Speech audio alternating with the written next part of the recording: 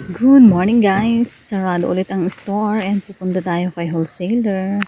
Pero ipapakita ko muna itong ano natin, dadaanan natin. So ito ang itsura sa amin pag post harvest. Pangit na ng mga bukirin, palayan pala. Pero may nagtatanim doon ng, ay may ano doon, beans. Yung mga tanim nilang may trellis. Yung stick na naka alalay doon sa beans.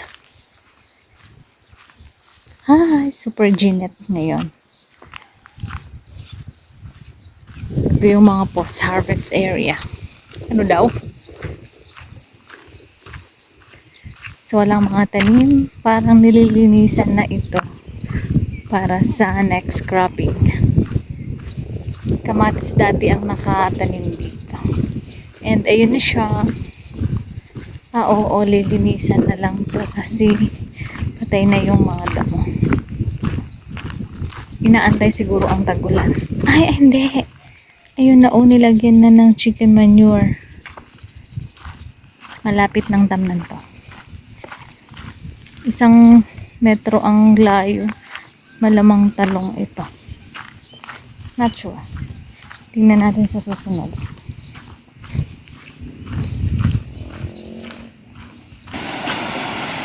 So, andito tayo sa Long Bridge.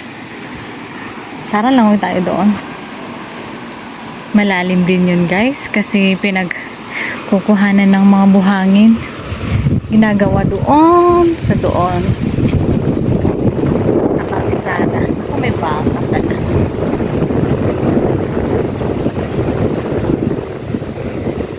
And ang galing nung mga nung mga magsasaka kasi yung dito sa gitna ng ilog na to, malawak na ilog o malaking ilog is garden po yun. Sa may saging. Tingnan natin. Ayan. Sa may saging na yan, garden po yan. Maraming tanim dyan na kung ano-ano. Basta gulay. Kamuting baging, mga ganun po. And gayon. Ito is maraming naglalangon ng mga estudyante pag sa hapon. At saka pag yung mga bakasyon, yung walang mga pasok. Sabado, ganun. Kalinis naman ho yan, pero mas malinis pag umuulan kasi nililinisan yung mga lumot-lumot ng bato.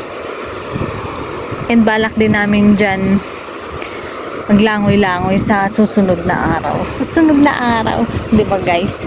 Wala pa yung bata na namin dyan. Kaya tiis-tiis muna sa init. Charot!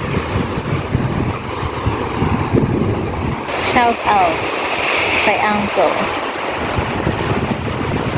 Kanila yung garden sa baba.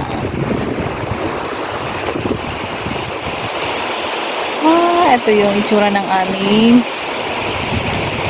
lugar. Ayun, ang taas ng doon. Taniman doon and malakas yung impact o yung force no pressure ng tubig doon kasi mataas and malapit lang sa kanya yung tubig. Hindi masyadong makita. Basta yung nandun. So, ayan yung itsura ng ilog sa amin. Pero pag dating ng tag-ulan, matatanggal yung mga damo-damo dyan sa sa ilog na yan. Nagpa-flatten na siya kasi yung sa taas is maraming nagkukuha ng buhangin. Pambenta, malamang. Dito rin ako nag-order ng buhangin, mga hollow blocks. Ganon. Diyan. So, may signages. Bawal daw maglakad muna sa hindi pala. Bawal daw muna ang motor vehicles doon sa tulay na yon kasi ewan ko kung anong nangyari doon sa mga winelding nung mga nagkontrata dyan sa tulay na yan, nagbabakbakan na Kaya ayan, nakahang pa yung ano no, pag-welding, pagre-repair.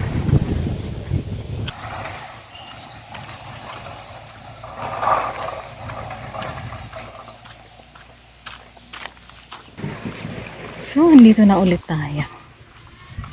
Super Genets. Pero okay lang yan.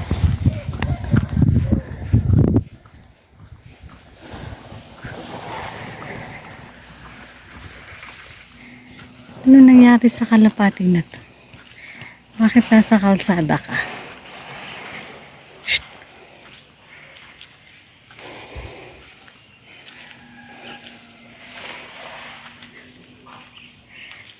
Ha? Tumayab ka ah? Yan. Bye. Hi, doggy. Ay, ang laki.